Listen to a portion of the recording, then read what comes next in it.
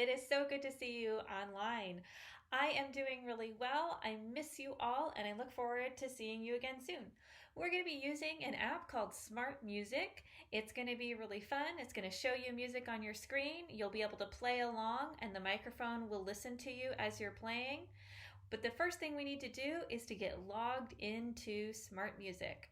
I'm going to show you where Smart Music is, how to get there, how to download it, and where you need to put in your class code to join our Smart Music class. Let's do it.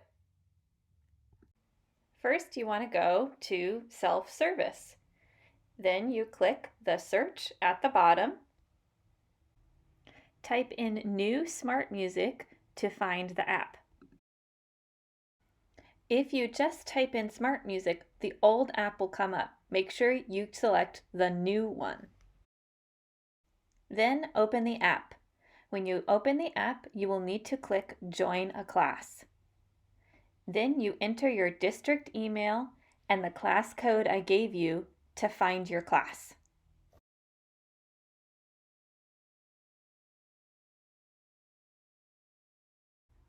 Congratulations, you made it.